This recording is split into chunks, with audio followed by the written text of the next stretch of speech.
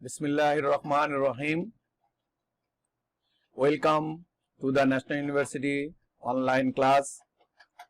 During the pandemic, I feel proud to the part of this National University online video class lecture as a resource person.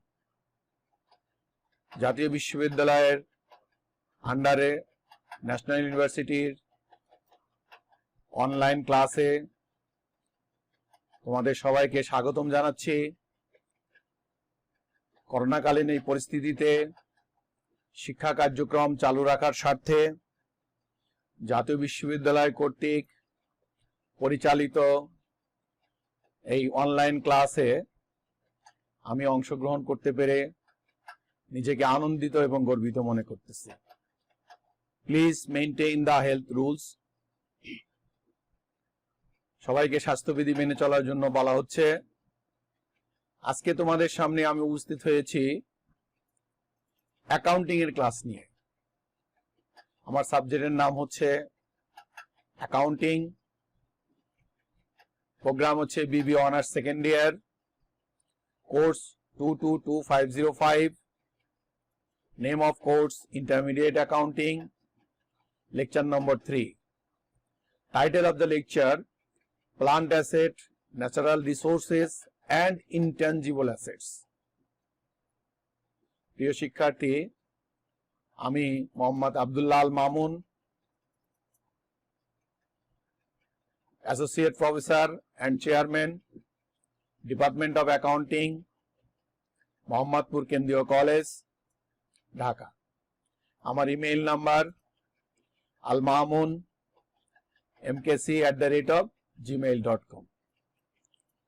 তো প্রিয় শিক্ষার্থী, আসো আমরা শুরু করি আমাদের আজকের লেকচার।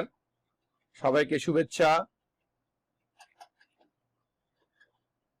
আমাদের প্রোগ্রাম হচ্ছে বিবি honours second year, intermediate accounting, chapter number 2, plant asset, natural resources and intangible assets.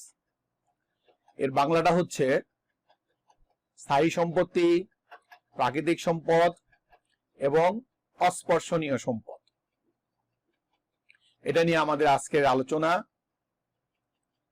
তো প্রিয় শিক্ষার্থী, আমরা চলে যাই আজকের আলোচনার দিকে। এই পাঠ শেষে তোমরা যেটা শিখতে পারবা, ভালো করে খেয়াল করো।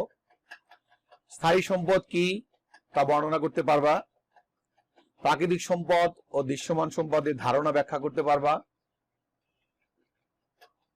তারপরে অবচয় ধার্যের কারণ। আমাদের এই চ্যাপ্টারের মূল জিনিস হচ্ছে অবচয়, সুতরাং অবচয় ধার্যের কারণ ব্যাখ্যা করতে পারবে, অবচয় ধার্যের পদ্ধতিগুলো সম্বন্ধে জানতে পারবে এবং একটা অঙ্ক করে সুন্দর করে এটা সমাধান করে আমি তোমাদেরকে আজকে দেখাবো। সুতরাং লেকচারটা খুব ইম্পর্টেন্ট, ভালো করে খেয়াল করো। প্রথমে আমরা ক্লাসিফিকেশন অফ প্লান্ট অ্যাসেট। আমাদের যেহেতু লেকচারের বা চ্যাপ্টারের প্রথম জিনিসই হচ্ছে প্লান্ট অ্যাসেট। প্লান্ট অ্যাসেট মানে হচ্ছে ফিক্সড অ্যাসেট। তো প্লান্ট অ্যাসেট আর ফিক্সড অ্যাসেট একই। তো প্লান্ট অ্যাসেটকে আমরা মোটামুটি ভাবে দুই ভাগে ভাগ করতে পারি। প্রথমে খেয়াল করো, এখানে হচ্ছে ট্যানজেবল অ্যাসেটস, মানে দৃশ্যমান সম্পদ। আমরা অনেক সময় সম্পদগুলো ভালো করে চিনি না, সুতরাং আজকে এই লেকচারের সম্পদগুলো সম্বন্ধে ডিটেলস আমি ধারণা দিব। ট্যানজেবল অ্যাসেটস এর মধ্যে আছে প্লান্ট অ্যাসেট। এখন এই প্লান্ট অ্যাসেটকে আমরা দুই ভাগে ভাগ করতেছি, একটা হচ্ছে ন্যাচারাল রিসোর্সেস এবং একটা হচ্ছে ইনট্যানজেবল অ্যাসেটস। মূল তোমাদের চ্যাপ্টারের নামই কিন্তু এইটা, plant assets, natural resources and intangible assets. তো এই সম্পদগুলো সম্বন্ধে আরো একটু ডিটেলস আমরা জানতে পারি। খেয়াল করো, যেমন কনসেপ্ট অফ ট্যানজেবল অ্যাসেটস। ট্যানজেবল অ্যাসেটস বা দৃশ্যমান সম্পদের ধারণা। দৃশ্যমান সম্পদ কি? যেসব সম্পত্তির বাস্তব অস্তিত্ব আছে, অর্থাৎ যে সম্পত্তি চোখে দেখা যায়, ধরা ছোঁয়া যায়, তাকে দৃশ্যমান সম্পদ বলে। তার মানে দৃশ্যমান সম্পদ কি? যেটা দেখা যায়, সেটাকেই মোটামুটি ভাবে আমরা বলতেছি এটা হচ্ছে ট্যানজিবল অ্যাসেটস বা দৃশ্যমান সম্পদ। যেমন এখানে একটা দেখো যন্ত্রপাতি দেখা যাচ্ছে, এই যন্ত্রপাতিকেই আমরা বলতেছি ট্যানজিবল অ্যাসেটস। তো আমাদের প্লান্ট অ্যাসেট বা স্থায়ী সম্পত্তি আরো দেখতে পারতেছি আমরা ছবিতে, খেয়াল করো। যেমন গাড়ি একটা প্লান্ট অ্যাসেটের উদাহরণ বলতে পারো, বাড়িও একটা প্লান্ট অ্যাসেট। গাড়ি, বাড়ি, মোটর গাড়ি ইত্যাদি আমাদের প্লান্ট অ্যাসেটের অন্তর্ভুক্ত। আরো প্লান্ট অ্যাসেট আছে যেগুলো দৃশ্যমান সম্পদ, মোটামুটি ভাবে সবই প্লান্ট অ্যাসেটের আন্ডারে পড়ে। তো আমরা দেখি এখন প্রিয় শিক্ষার্থী, definition of plant asset. Plant asset বলতে কি বুঝতেছি? ব্যবসা প্রতিষ্ঠানে স্থায়ীভাবে ব্যবহারের জন্য যে সম্পত্তি অর্জিত হয় তাকে প্লান্ট সম্পত্তি বলে। মানে ব্যবসা স্থায়ীভাবে ব্যবহারের জন্য যদি কোনো সম্পত্তি অর্জন করা হয় তাহলে এটাকে আমরা বলতেছি কি? Plant asset. যেমন জমি, বাড়ি, যন্ত্রপাতি, কলকবজা, মোটর গাড়ি, আসবাবপত্র ও সরঞ্জাম প্রভৃতি প্লান্ট সম্পত্তির উদাহরণ। এগুলো সবগুলাকে আমরা প্লান্ট অ্যাসেট বলতে পারি। তো এ প্রসঙ্গে দেখো, অর্গান এন্ড কাইসু এন্ড কিমেল বিখ্যাত একজন হিসাব বিজ্ঞানী, উনি কি বলছে খেয়াল করো। তাদের অ্যাকাউন্টিং প্রিন্সিপাল বইতে বলেছেন, fixed assets are tangible resources that are used in the operations of the business and are not to intended for sale to customers। তাহলে উনি কি বলতে যাচ্ছেন? অর্থাৎ প্লান্ট সম্পত্তি হলো এমন এক ধরনের সম্পদ যা ব্যবসায় প্রতিষ্ঠানের ব্যবহার করা হয় এবং ভোক্তাদের নিকট বিক্রয়ের ইচ্ছা থাকে না। তাহলে সোজা কথা হচ্ছে, প্লান্ট অ্যাসেট স্থায়ী সম্পদের মধ্যে এমন একটা সম্পদ যা তুমি ব্যবসাতে ব্যবহার করতে পারবা প্রিয় শিক্ষার্থী, কিন্তু এটা বিক্রয়ের ইচ্ছা থাকে না। কারণ বিক্রয়ের ইচ্ছা থাকলে তো আর স্থায়ী সম্পদ হলো না। তো আমরা চলে যাই দেখো অদৃশ্যমান সম্পদের ধারণা নিয়ে। Concept of intangible assets. Intangible assets, অদৃশ্যমান সম্পদ জিনিসটা কি? তো আমরা বলতে পারি যেসব সম্পত্তির বাহ্যিক অবস্থান নাই, অর্থাৎ যে সম্পত্তি ধরা ছোঁয়া যায় না, তাকে অদৃশ্যমান সম্পদ বলে। তোমাদের চ্যাপ্টারের কিন্তু অন্তর্ভুক্ত বিষয়, এই জন্য আমি তোমাদের সম্পদগুলো একটু চেনাই নিচ্ছি প্রথমে। যেমন এর বাস্তব অস্তিত্ব না থাকলেও অর্থনৈতিক ও ব্যবসায়িক মূল্য আছে। যেমন দেখো একটা ট্রেডমার্ক, এটা গ্রামীণ ফোনের একটা ট্রেডমার্ক দেখা যাচ্ছে, এটা কিন্তু বাস্তব অস্তিত্ব নাই, কিন্তু অর্থনৈতিক এবং ব্যবসায়িক মূল্য আছে। আমরা গ্রামীণ ফোন বলতে একটা ট্রেডমার্ক বুঝি। তো আরো দেখো ইনট্যানজিবল অ্যাসেটস আমরা দেখতে পাচ্ছি, যেমন আইফোন 6 প্লাস, এটা আমাদের একটা ইনট্যানজিবল অ্যাসেটস। এটার একটা সুনাম আছে, তাই না? সুনাম হচ্ছে গুডউইল। গুডউইলের বলে এটা অনেক ভালো বিক্রি হয় বা সারা বিশ্বে চলে। যেমন কোকা কোলা একটা ব্র্যান্ড, একটা ট্রেডমার্ক, এগুলাকে আমরা বলতেছি ইনট্যানজিবল অ্যাসেটস। এবার আমরা দেখি প্রাকৃতিক সম্পদ, কনসেপ্ট অফ ন্যাচারাল রিসোর্সেস। আমাদের আলোচনায় প্রাকৃতিক সম্পদ নিয়েও আলোচনা করতে হবে। সুতরাং প্রাকৃতিক সম্পদের আমাদের ধারণাটা কি একটু খেয়াল করি। যে সম্পদ সরাসরি প্রকৃতি প্রদত্ত বা রূপান্তর না করেই ব্যবহার করা যায় তাকে প্রাকৃতিক সম্পদ বলে। তার মানে প্রাকৃতিক সম্পদ আমরা তো চিনি, তেল ক্ষেত্র হতে পারে, গ্যাস ক্ষেত্র হতে পারে, মানে রূপান্তর না করেই আমরা ব্যবহার করতে পারি, বা প্রকৃতি থেকে যে সম্পদটা পাচ্ছি সেটাকে আমরা বলতেছি কি? প্রাকৃতিক সম্পদ। প্রাকৃতিক সম্পদের আরো উদাহরণ দেওয়া যেতে পারে, যেমন গ্যাস ফিল্ড, বনজ সম্পদ। আমাদের গ্যাস ফিল্ড আছে, তিতাস গ্যাস আছে, আমাদের বনজ সম্পদ আছে যেমন সুন্দরবন, এগুলা সব প্রাকৃতিক সম্পদ। এগুলাকে বলা হয় ন্যাচারাল রিসোর্সেস। তো প্রিয় শিক্ষার্থী, আমরা মূল আলোচনার দিকে চলে যাই। Definition of depreciation. ডেপ্রিসিয়েশন কি? ইংরেজি ডেপ্রিসিয়েশন শব্দটি ল্যাটিন শব্দ ডিপ্রিটিয়াম হতে উদ্ভূত হয়েছে। ল্যাটিন ডিপ্রিটিয়ামের অর্থ কমে যাওয়া, এবং ডি এর অর্থ হচ্ছে কমে যাওয়া এবং প্রিটিয়ামের অর্থ হচ্ছে মূল্য। তাহলে একসঙ্গে অর্থ দাঁড়াইলো কি? মূল্য কমে যাওয়া। সাধারণ অর্থে সম্পত্তি ক্রমাগত ব্যবহারের ফলে এবং বিবর্তনের ফলে উহার যে ক্ষয়ক্ষতি হয় এবং মূল্য হ্রাস পায়, ওই মূল্য হ্রাসকে অপচয় বলা হয়। তাহলে অপচয় সম্বন্ধে ধারণাটা আমাদের ক্লিয়ার হলো। কিভাবে? একটা সম্পত্তি ব্যবহারের ফলে এবং সময় আবর্তনের ফলে যদি সম্পত্তির মূল্য কমে যায়, তাহলে আমরা এটাকে কিন্তু অপচয় বলে থাকি। প্রিয় শিক্ষার্থী, একটা ছোট্ট উদাহরণ দিব, উদাহরণটা একটু খেয়াল করো। যেমন মনে করো তুমি একটা গাছ কেটে রাখলা, গাছ কাটার পরপরই গাছটা ওজন দিবা, দেখা গেল হয়ে গেল 20 মণ। এরপর তুমি 2 মাস পরে আবার যখন ওজন দিতে যাবা, তখন দেখবা সেটা একটু মূল্যটা বা ওজনটা কমে গেছে। তার মানে এই যে ওজন কমে গেছে, এই ওজন কমে যাওয়াকেই বলা হচ্ছে অপচয় বা ডেপ্রিসিয়েশন। তো আর.এন. কার্টার আমাদের একজন বিখ্যাত লেখক, উনি কি বলছে দেখো, depreciation is the gradual and permanent decrease in the value of an assets from any causes. অর্থাৎ কোন কারণবশত সম্পত্তির মূল্যের অবিরাম ও স্থায়ী হ্রাসকে আমরা কি বলতেছি? অপচয় বলতেছি।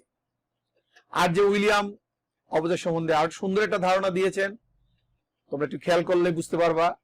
Depreciation may be defined as gradual deterioration in the value due to use. অর্থাৎ উনি কি বলছে দেখো, ব্যবহারজনিত ক্রয় মূল্য অবনতি হলো অপচয়। তার মানে ব্যবহার করে কোন সম্পত্তি আমরা স্বাভাবিকভাবে জানি ব্যবহার করলে সম্পত্তির মূল্যের অবনতি হয়, এই অবনতিটাকে আমরা বলতেছি কি? ডেপ্রিসিয়েশন। ডেপ্রিসিয়েশন আরেকটু আইডিয়া দেওয়ার জন্য আমরা দেখো বলতে পারি যে কনসেপ্ট অফ ডেপ্রিসিয়েশন। মনে করো তোমার সামনে একটা সম্পত্তি আছে, সম্পত্তির মূল্য, একটা সম্পত্তির মূল্য মনে করো 40,000 টাকা। এই সম্পত্তিটা মনে করো 4 বছর টিকবে। তাহলে এই সম্পত্তিটাকে সমান 4 বছর সমান হারে ভাগ করে দিলাম, এটাই ডেপ্রিসিয়েশন। যেমন প্রথম বছরে 10,000 গেল, দ্বিতীয় বছর 10,000 গেল, তৃতীয় বছর 10,000 গেল, চতুর্থ বছর 10,000 গেল, টোটাল 40,000 টাকা আমি 4 বছরের মধ্যে ভাগ করে দিলাম। তাহলে কি দাঁড়াচ্ছে? সম্পদের ব্যয় তার আনুমানিক আয়ুষ্কালের মধ্যে যুক্তিসঙ্গতভাবে বন্টন করে দেওয়ার প্রক্রিয়াই হলো অপচয়। তাহলে কোন সম্পত্তির ব্যয় যদি আনুমানিক আয়ুষ্কালের মধ্যে বন্টন করে দাও, তাকে আমরা বলবো কি? অপচয়। অপচয় ধার্যের কারণ নিয়ে আমরা একটু আলোচনা করি। যেমন অপচয় ধার্যের বিভিন্ন কারণ থাকতে পারে। তার মধ্যে আমরা খেয়াল করো যে প্রতিষ্ঠানের সঠিক লাভ লোকসান নির্ণয় করা। একটা প্রতিষ্ঠানের লাভ ক্ষতি নির্ণয় করার জন্য অপচয় ধার্য করা কিন্তু জরুরি। অপচয় না ধার্য করলে তুমি যে লাভ ক্ষতি নির্ণয় করবা, ওটা সঠিক লাভ ক্ষতি নাও হতে পারে। আমরা আগেও বলেছি, আরেকটা জিনিস খেয়াল করো, সম্পদের ব্যয় তার আয়ুষ্কালের মধ্যে বন্টন করা। সম্পদের ব্যয়টা তার আয়ুষ্কালের মধ্যে বন্টন করে দিবা, এটাও অপচয়ের একটা কারণ। ব্যবহারজনিত ক্ষয় একটা কারণ। সময়ের আবর্তনের জন্য অনেক সময় অপচয় হতে পারে। সরাসরি সম্পদের ভোগ করলেও অপচয় হতে পারে। সম্পদের অপ্রচলন বলতে আমি একটা কথা বলবো, যেমন মনে করো আজকে বাংলাদেশে একটা পণ্যের চাহিদা খুব বেশি, 2 দিন পরে কিন্তু এটা নাও থাকতে পারে, সুতরাং ওটা বিক্রি হবে না। সুতরাং যেটা যখন চলবে সেটা তখনই তোমাকে বিক্রি করতে হবে, নাইলে সম্পদ তুমি আর পরবর্তীতে এটা বিক্রি করতে পারবে না, ফলে এটা অপচয়ে পরিণত হয়ে যাবে। এবার আমরা দেখো প্রিয় ছাত্রছাত্রী বৃন্দ, মেথডস অফ ক্যালকুলেটিং ডেপ্রিসিয়েশন। ডেপ্রিসিয়েশনের জন্য অনেকগুলো মেথড আছে। আমরা কিছু মেথড দিয়ে আমরা তোমাদের অঙ্ক করে দেখাবো। তার মধ্যে একটা মেথড দেখো, fixed installment or straight line or original cost method, যেটাকে বলা হয় স্থির কিস্তি পদ্ধতি। এই পদ্ধতির মূল ধারণা হচ্ছে প্রতি বছর ডেপ্রিসিয়েশন সমান হবে, এই জন্য এটাকে বলা হচ্ছে ফিক্সড ইনস্টলমেন্ট বা straight line method. Diminishing balance or reducing installment, double decline balance method, ক্রমহ্রাসমান জের পদ্ধতি। এই পদ্ধতির মূল জিনিস হচ্ছে সম্পত্তির মূল্য আস্তে আস্তে কি ক্রমাগত কমতে থাকবে, এই জন্য এটাকে বলা হয় ক্রমহ্রাসমান জের পদ্ধতি। অ্যানুইটি মেথড, বার্ষিক সম্মুখস্থিতি পদ্ধতি হতে পারে, মেশিন আওয়ার রেট মেথড, যান্ত্রিক ঘন্টা হার পদ্ধতি, ঘন্টা হিসাবেও আমরা অপচয় বের করতে পারি, রিভ্যালুয়েশন মেথড, পূর্ণ মূল্যায়ন পদ্ধতি, ডেপ্রিসিয়েশন ফান্ড মেথড, যেমন অপচয় ভান্ডার পদ্ধতিও আছে, সাম অফ ইয়ার ডিজিট মেথড, বর্ষ সংখ্যা সমষ্টি পদ্ধতি, এক্ষেত্রে বর্ষ সংখ্যাকে সমষ্টি করে অপচয় নির্ণয় করা যায়, ইন্স্যুরেন্স পলিসি মেথড, বীমাপত্র পদ্ধতি, ডিফ্লেশন মেথড, শূন্যকরণ পদ্ধতি। তো আমরা এর ভিতরে সবগুলা মেথড নিয়ে আলোচনা না করে 3-4টা মেথড নিয়ে আমরা আলোচনা করব, অঙ্ক দেখাবো, তোমরা একটু ভালো করে খেয়াল করো। তো দেখো, আমরা অপচয় জানতে হলে আগে আমাদের জার্নাল জানতে হবে, জার্নাল এন্ট্রিজ অফ ডেপ্রিসিয়েশন। ডেপ্রিসিয়েশনের জন্য আমাদের 3টা জার্নাল দিতে হয়। এই 3টা জার্নাল এন্ট্রি একটু পড়লেই তোমরা মনে রাখতে পারবে। যেমন দেখো, when purchase of A machine, যেমন তুমি একটা মেশিন যদি পারচেজ করো তাহলে তার জন্য একটা জাবেদা দিবা, machinery account debit, bank account credit. এখানে মেশিনারি তুমি সম্পত্তি বাড়লো, মেশিনারি ডেবিট করলা, ব্যাংক বা ক্যাশকে তুমি ক্রেডিট করতে পারো। হোয়েন চার্জ ডেপ্রিসিয়েশন, যখন ওই মেশিনের উপর তুমি ডেপ্রিসিয়েশন চার্জ করবা তখন জাবেদা দিবা depreciation expense debit, accumulated depreciation credit, এটা তোমরা জানোই। When depreciation charge two income statement, যখন ডেপ্রিসিয়েশন আমরা ইনকাম স্টেটমেন্টে চার্জ করতে যাব তখন আমাদের ইনকাম স্টেটমেন্টকে ডেবিট করতে হবে, তখন জাবেদা দিতে হবে দেখো income statement debit, depreciation expense credit. তো এই হচ্ছে আমাদের মোটামুটি ডেপ্রিসিয়েশনের জন্য জার্নাল। এবার আমরা যে মেথডগুলো দেখালাম সেই মেথডগুলোর মধ্যে মেথডের সূত্র নিয়ে একটু আলোচনা করব, কারণ পরবর্তীতে তো আমরা অঙ্ক করব। অঙ্ক করার আগ দিয়ে তোমাকে আগে সূত্র জানতে হবে, ঠিক আছে? সূত্র না জানলে কিন্তু তুমি অঙ্ক ভালো পারবা না। তো স্ট্রেট লাইন মেথড বা এসএল মেথডের ফর্মুলা হচ্ছে কি দেখো, depreciation equal to V minus S divided by EL. তো ভি হচ্ছে ভ্যালু অফ অ্যাসেট, এখানে দেখো লিখে দিয়েছি কস্ট অফ দা অ্যাসেটস বা ভ্যালু অফ দা অ্যাসেটস, আর এস হচ্ছে স্ক্র্যাপ ভ্যালু। তো স্ক্র্যাপ ভ্যালু সম্বন্ধে আমি একটু কথা বলবো। যেমন আমরা অনেকে স্ক্র্যাপ ভ্যালুটা চিনি না। স্ক্র্যাপ ভ্যালু কি, সলভেজ ভ্যালু কি?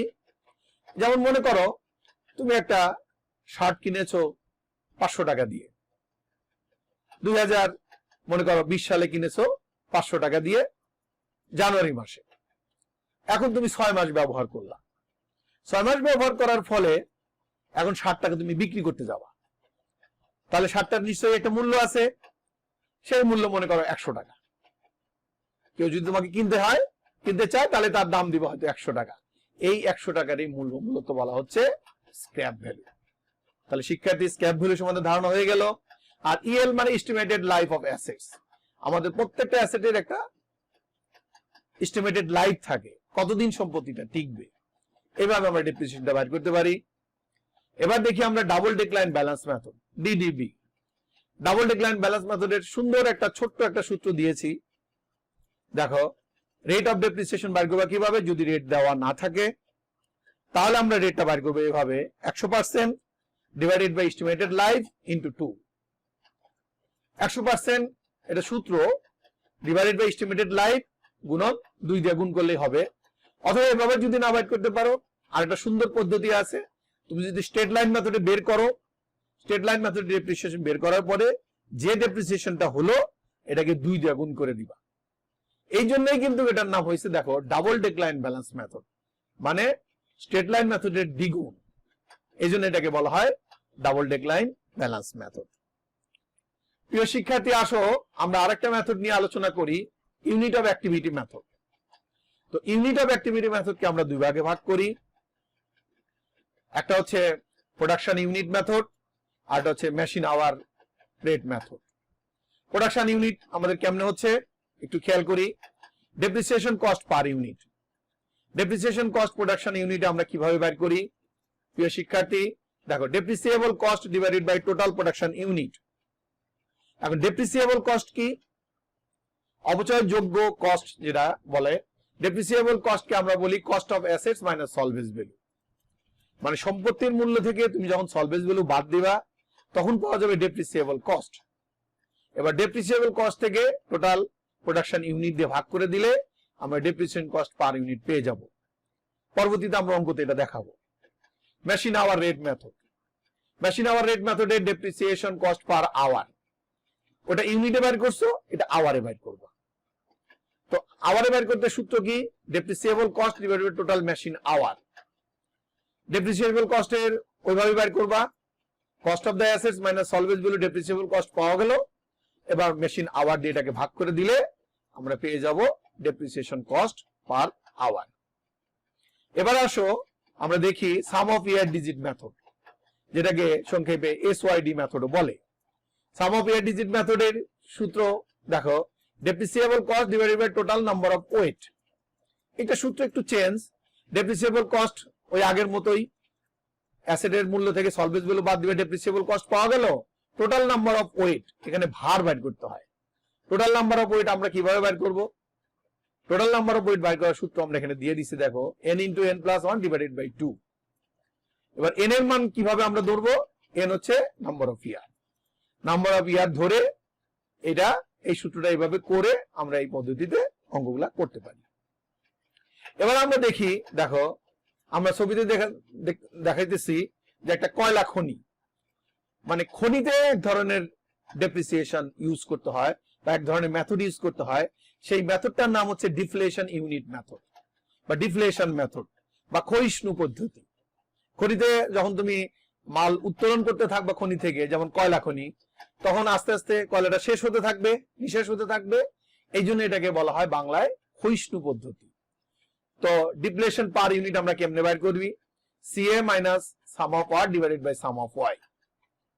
হিয়ার দেখো ডিপি মানে ডিফ্লেশন পার ইউনিট, সি হচ্ছে cost of acquiring the natural resources. Natural resources আমরা cost of acquiring natural resources, natural রিসোর্সের জন্য যে কস্টটা হয় সেটা হচ্ছে সিএ। আর সামেশন অফ আর হচ্ছে টোটাল রেসিডুয়াল ভ্যালু। আমরা রেসিডুয়াল ভ্যালু, সলভেজ ভ্যালু বা স্ক্র্যাপ ভ্যালু সম্বন্ধে আগেই তোমাদের ধারণা দিলাম, ওইটা হচ্ছে রেসিডুয়াল ভ্যালু। আর সাম অফ ওয়াই মানে এস্টিমেটেড প্রোডাকশন ইউনিট, টোটাল কত ইউনিট আমাদের আছে বা কত ইউনিট রিজার্ভে আমাদের এই খনিতে আছে সেটা বের করার জন্য। আর ডেপ্রিসিয়েশন বের করার জন্য তাহলে ডিপ্লেশন পার ইউনিট বের করে আউটপুট ইন ইউনিটটা গুণ করলেই আমরা কি পেয়ে যাব? ডেপ্রিসিয়েশন পেয়ে যাব। তো প্রিয় শিক্ষার্থী, আমরা এবার একটা অঙ্কর দিকে চলে যাই। তোমরা জানো তোমাদের বি পার্টে একটা ছোট্ট অঙ্ক আসে, সি পার্টে আসে বড় অঙ্ক। বি পার্টে হচ্ছে 4 মার্ক রিলেটেড যে অঙ্কটা আসে, সেটার জন্য আমি একটা এক্সারসাইজ নিয়ে আসছি।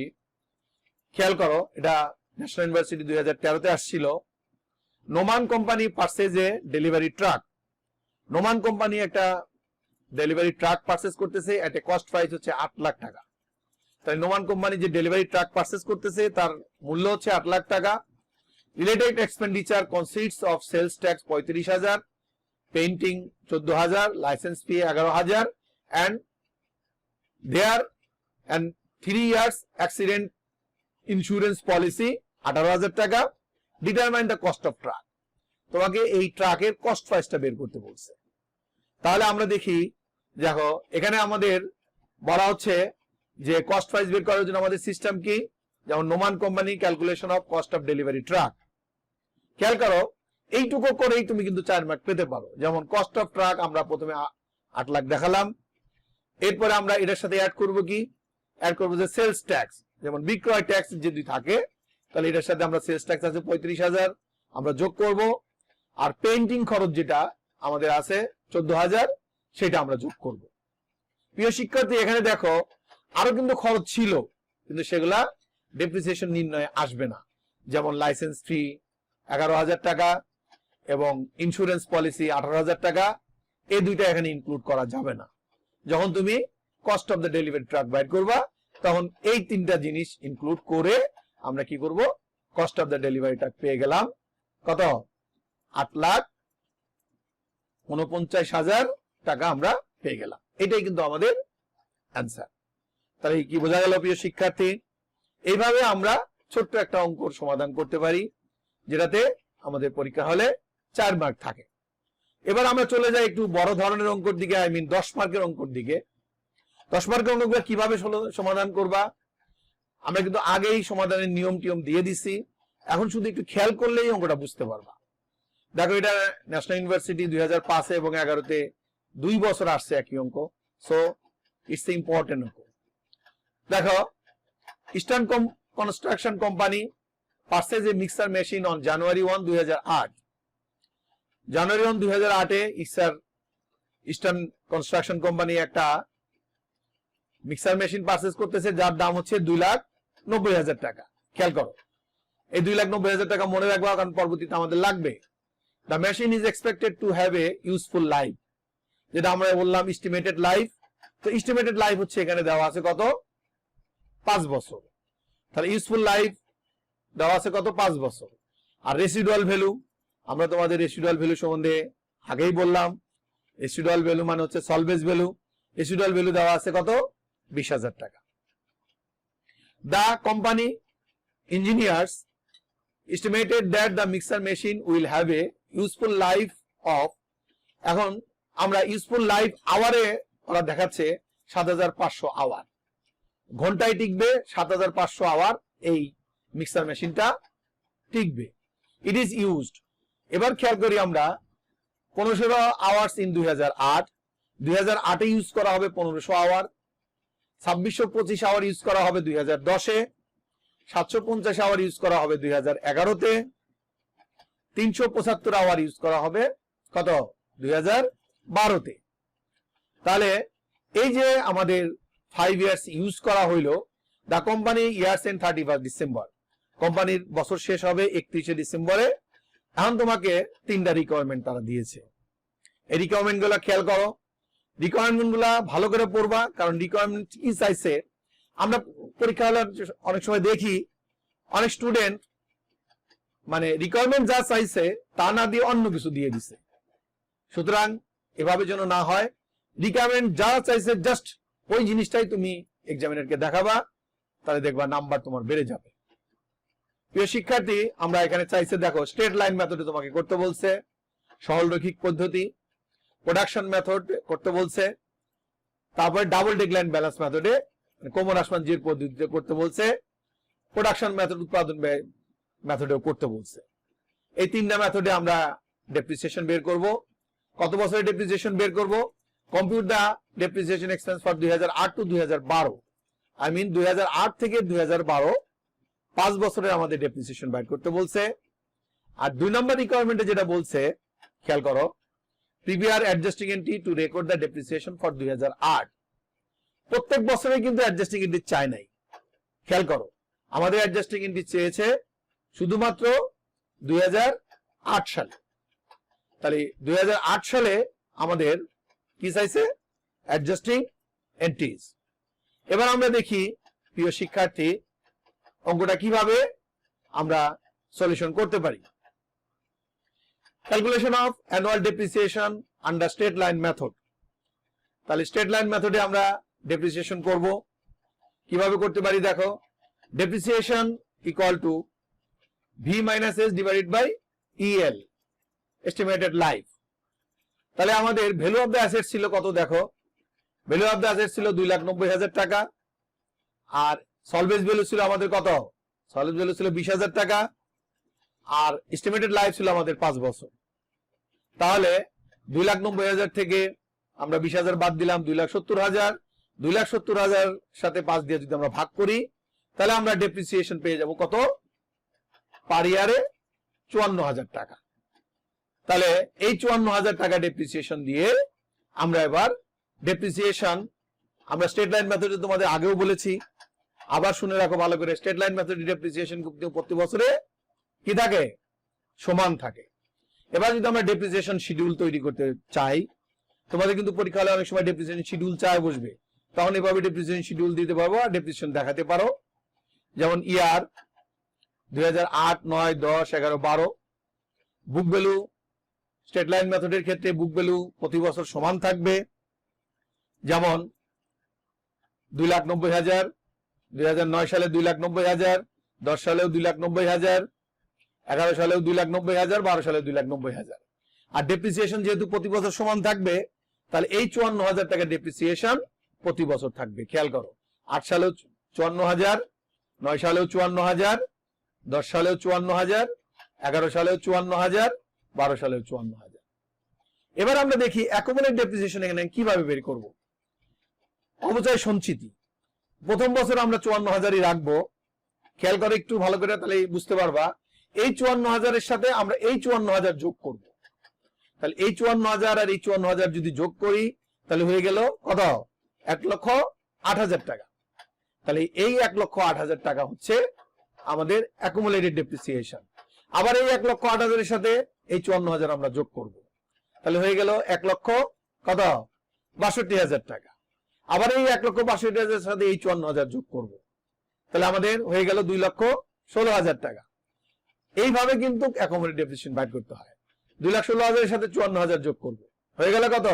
2,70,000 টাকা।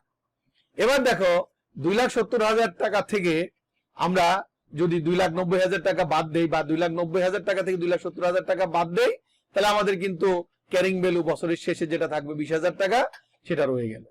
তাহলে ক্যারিং ভ্যালু আমরা কেমনে বাইর করি? তাহলে 2,90,000 টাকা থেকে প্রথমে আমরা 54,000 বাদ দিব। 54,000 বাদ দিয়ে আমরা প্রথম বছরে পাইলাম ক্যারিং ভ্যালু বা সম্পত্তির অবশেষ মূল্য 2,36,000 টাকা। এবার এই 2,36,000 টাকা থেকে আমরা ডেপ্রিসিয়েশন বাদ দিব 54,000 টাকা। এই 54,000 টাকা বাদ দিলে আমরা পাইলাম 1,82,000 টাকা। এই 1,82,000 থেকে আমরা আবার বাদ দিব 54,000 টাকা। 54,000 টাকা বাদ দিলে আমরা পাবো 1,28,000 টাকা। 1,28,000 থেকে আমরা আবার বাদ দিব 54,000 টাকা। 54,000 টাকা বাদ দিলে পাইলাম 74,000 টাকা। এই 74,000 থেকে 54,000 বাদ দিব, বাদ দিলে আমরা পাইলাম 20,000 টাকা। তার মানে পরীক্ষা হলে বসে কিন্তু তুমি বুঝতে পারতেছো তোমার অঙ্কটা হচ্ছে, কারণ বছর শেষে 20,000 টাকা, 5 বছর শেষে তাদের সলভেন্স ভ্যালু 20,000 টাকা থাকবে। এবার আমরা দেখি calculation of depreciation under production unit method. Production unit মেথডে আমরা কিভাবে ডেপ্রিসিয়েশন বাইর করতে পারি? প্রোডাকশন ইউনিট মেথডে আমরা ডেপ্রিসিয়েশন বাইর করতে পারি, খেয়াল করো, cost minus solvents value divided by total production hour. Cost minus solvents ভ্যালুকে আমরা বলি depreciable value. Cost minus solvents value divided by total production hour. আমাদের কস্ট, আমাদের সম্পত্তির কস্ট আমরা দেখছি 2,90,000, সলভেন্স ভ্যালু 20,000, আর আওয়ার হচ্ছে আমাদের 7,500। তাহলে আমাদের এই যোগ বিয়োগ করে ভাগ করে আমরা পাইলাম কত? 36 টাকা। এটা হচ্ছে প্রোডাকশন পার ইউনিট, আমরা পাইলাম কত? 36 টাকা। এটা দিয়ে আমাদের অঙ্কটা কি করতে হবে। তো ডেপ্রিসিয়েশন এবার শিডিউল করে আমরা ডেপ্রিসিয়েশন করতে পারি। প্রিয় শিক্ষার্থী একটু খেয়াল করো, যেমন ইয়ার 2008, 9, 10, 11, 12 কস্ট হচ্ছে আমাদের এক্ষেত্রেও কস্ট প্রতি বছর সমান থাকবে, যেমন 2,90,000, 2,90,000, 2,90,000, 2,90,000, 2,90,000। এবার দেখো কম্পিটিশনে আসো, রেটটা কিন্তু আমরা বের করছি কত? 36 টাকা। এই 36 টাকা আর আওয়ার হচ্ছে আমাদের অঙ্কতে দেওয়া আছে যে 2008 সালে কত আওয়ার ইউজ করা হয়েছে? 1,500 আওয়ার। তাহলে আওয়ার হচ্ছে 1,500। এবার 2009 সালে আওয়ার হচ্ছে কত? 2,625। 2010 সালে আওয়ার কত? 2,250। 2011 সালে আওয়ার কত? 750। 2012 সালে আমাদের কত আওয়ার হয়েছে? 375। এবার আমরা কেমনে বাইর করবো ডেপ্রিসিয়েশন? এখানে দেখো সুন্দর একটা সূত্র দিয়ে দিছি, রেট ইন্টু আওয়ার। তাহলে রেট হচ্ছে 36, আওয়ার হচ্ছে 1,500। তাহলে 36 1,500 দিয়ে গুণ করলাম, তাহলে হইলো কত? 54,000 টাকা। এইভাবে আমরা 2009 সালে বের করতে পারি। 36 ইন্টু 2625 সমান হচ্ছে 94,500। এবার দেখো আমরা 36 ইন্টু 2,250 সমান 81,000 টাকা। 36 ইন্টু 750 27,000 টাকা। 36 ইন্টু 375 সমান হচ্ছে 13,500 টাকা। তাহলে আমরা ডেপ্রিসিয়েশন পেয়ে গেলাম। আর অ্যাকুমুলেট ডেপ্রিসিয়েশন আমরা ওই আগের মতোই বের করব, যোগ করে করে। যেমন 54,000 এর সাথে 94,500 যোগ করলে আমরা পাবো 1,48,500। 1,48,500 সাথে 81,000 যোগ করলে আমরা পাবো 2,29,500। 2,29,500 সাথে আমরা যদি 27,000 যোগ করি তাহলে আমরা পাবো 2,56,500।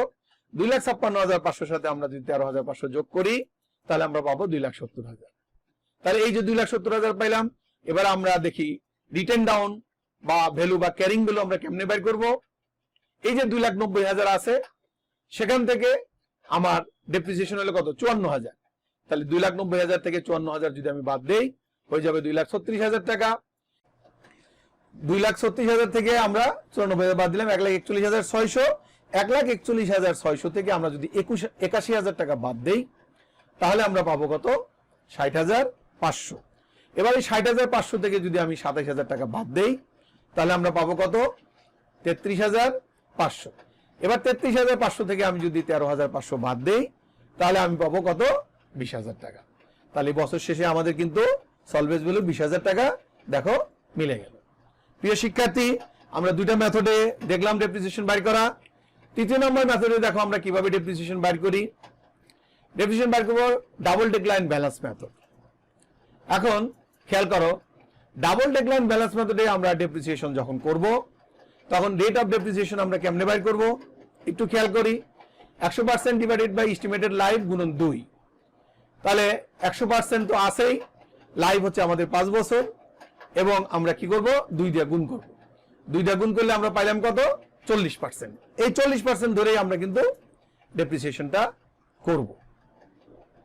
প্রিয় শিক্ষার্থী, এবার দেখো ডেপ্রিসিয়েশন আমরা কেমনে বের করি। যেমন ইয়ার 2008, 9, 10, 11, 12 দেওয়া আছে। এখানে খেয়াল রাখতে হবে যে বুক ভ্যালুটা এই ডাবল ডেক্লাইন ব্যালেন্স মেথডে বুক ভ্যালুটা প্রতি বছর কিন্তু কমতে থাকবে। যেমন দেখো 2,90,000 টাকা আমাদের বুক ভ্যালু আছে প্রথম বছর, এটার উপরে আমি 40% ধরলে হয়ে যাবে 1,16,000 টাকা।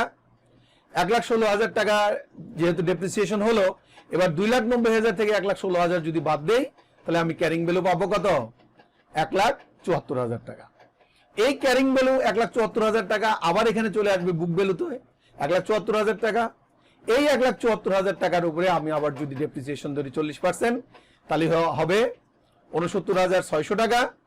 এই 69,600 টাকা থেকে 1,74,000 যদি আমি বাদ দেই তাহলে আমরা পেয়ে যাব 1,04,400 টাকা। এই 1,04,400 আবার বুক ভ্যালুতে চলে আসবে। খেয়াল করছো, প্রতি বছর কিন্তু বুক ভ্যালুটা কমে যাচ্ছে। 1,04,400 টাকার উপরে আমরা যদি আবার 40% ডেপ্রিসিয়েশন বাইর করি তাহলে আমরা পাবো কত? 41,760 টাকা। এই 41,760 টাকা যদি আমি 1,04,400 টাকা থেকে বাদ দেই তাহলে আমি পাবো 62,640 টাকা। 62,640 টাকা থেকে আবার এখানে আসবে 62,640 টাকার উপরে 40% করলে হয় 25,056 টাকা। এবার 62,640 থেকে যদি 25,056 টাকা বাদ দেই তাহলে আমি পেয়ে যাব ক্যারিং ভ্যালু 37,584 টাকা। এবার দেখো 37,584 টাকার উপরে আমরা কিন্তু সরাসরি 40% করতে পারতাম, কিন্তু 40% করলে হয়তো ডেপ্রিসিয়েশন কিছু কম বা বেশি আসতে পারে। কিন্তু এই ক্ষেত্রে এসে তুমি যে পদ্ধতিটা ইউজ করবা সেটা হচ্ছে 37,584 থেকে আমাদের তো সলভেন্স ভ্যালু রাখতে বলছে কত? 20,000 টাকা। তাহলে 20,000 টাকা বাদ দিলে আমাদের এই বছরে ডেপ্রিসিয়েশন হবে 17,584 টাকা। তাহলে এই 37,584 টাকা থেকে 17,584 টাকা যখন আমরা বাদ দিব তখন আমরা পেয়ে যাব কত? 20,000 টাকা। তাহলে এইভাবে আমরা এখানে ক্যারিং ভ্যালু বাইর করতে পারি।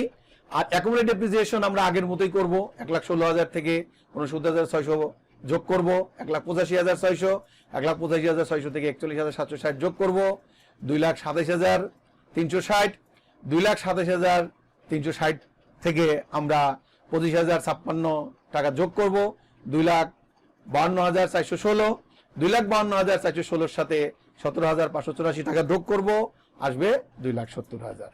তাহলে প্রিয় শিক্ষার্থী খেয়াল করো, এবার 2,90,000 থেকে 2,70,000 টাকা বাদ দিলে কিন্তু আমাদের ক্যারিং ভ্যালু থাকতেছে কত? 20,000 টাকা। তাহলে প্রিয় শিক্ষার্থী আমরা তিনটা মেথডে অঙ্কগুলা ডেপ্রিসিয়েশন গুলা বের করে তোমাদের দেখালাম।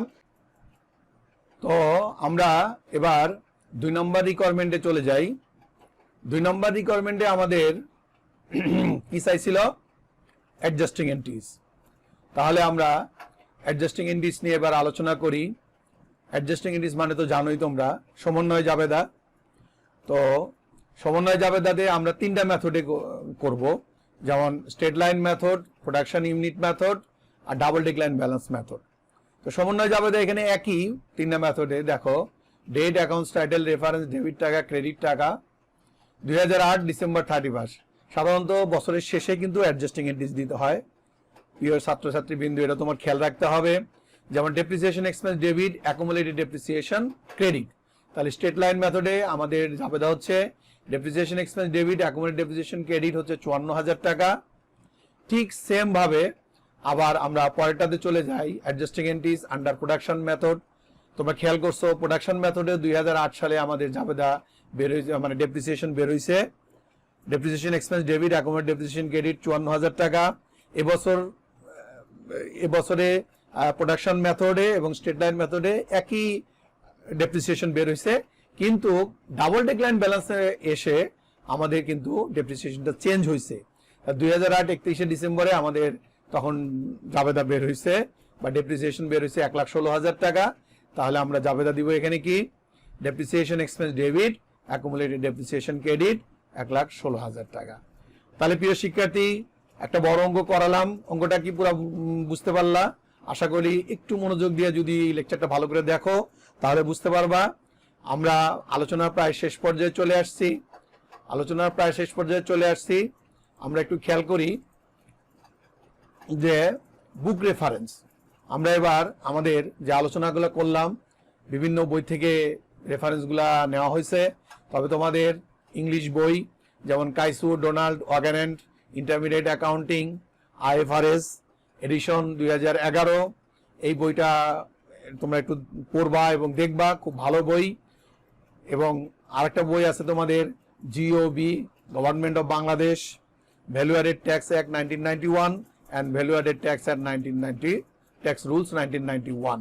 তো এই বইগুলা তোমরা যদি দেখো, এবং সাথে বাংলাদেশের লেখকের বিভিন্ন বই আছে, সেগুলো তোমরা খেয়াল করতে পারো।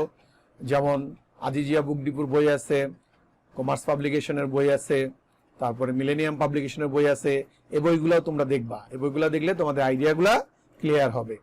তো প্রিয় ছাত্রছাত্রীবৃন্দ, আজকে আর বেশি কিছু বলতে চাচ্ছি না। তারপরে দেখো আমরা এই চ্যাপ্টার থেকে কি কি শিখতে পারলাম সেটা সম্বন্ধে একটু সংক্ষেপে ধারণা নেই। যেমন প্লান্ট অ্যাসেট কি, প্লান্ট অ্যাসেট বা ফিক্সড অ্যাসেট কাকে বলে আমরা শিখতে পারলাম। ন্যাচারাল রিসোর্স, প্রাকৃতিক সম্পদ সম্বন্ধে আমরা জানতে পারলাম। ট্যানজেবল এবং ইনট্যানজেবল অ্যাসেট সম্বন্ধে আমরা দেখতে পারলাম এবং জানতে পারলাম। প্লান্ট অ্যাসেট কাকে বলে বা প্লান্ট অ্যাসেট কিভাবে আমরা দেখি, বা কোন সম্পত্তিটাকে প্লান্ট অ্যাসেট বলা হয় সেটা সম্বন্ধে আমরা একটু জানলাম। আমরা ডেপ্রিসিয়েশনের সংজ্ঞা জানলাম, ডেপ্রিসিয়েশনের কারণ জানলাম, মেথডস অফ চার্জিং ডেপ্রিসিয়েশন, আমরা ডেপ্রিসিয়েশন চার্জ করার জন্য কতগুলো মেথড আছে সেটা সম্বন্ধে একটু ধারণা দেওয়া হলো। জার্নালিটিস অফ ডেপ্রিসিয়েশন, ডেপ্রিসিয়েশনের জার্নালগুলা সাধারণত 3টা জার্নাল আছে। এই 3টা জার্নাল একবার দেখলেই তোমাদের মনে চলে আসবে, জার্নালগুলো একটু দেখে ফেলবা। হাউ টু ক্যালকুলেট ডেপ্রিসিয়েশন, আমরা ডেপ্রিসিয়েশন কিভাবে একটা বি পার্টের অঙ্ক এবং একটা সি পার্টের অঙ্ক ক্যালকুলেশন করতে হয় তার সম্বন্ধে কিন্তু তোমাদের ডিটেলস ধারণা দিলাম। লেকচারটা ভালো করে দেখলেই তোমাদের আইডিয়াগুলা ক্লিয়ার হবে। তো আজকে আর বেশি কিছু আলোচনা করতেছি না। প্রিয় শিক্ষার্থী, এই করোনাকালীন পরিস্থিতিতে তোমরা স্বাস্থ্যের খেয়াল রাখো, নিজেরা ভালো থাকো, সুন্দর থাকো, এই কামনা করে ধন্যবাদ দিয়ে আমি আজকে এখানেই শেষ করছি। আল্লাহ হাফেজ।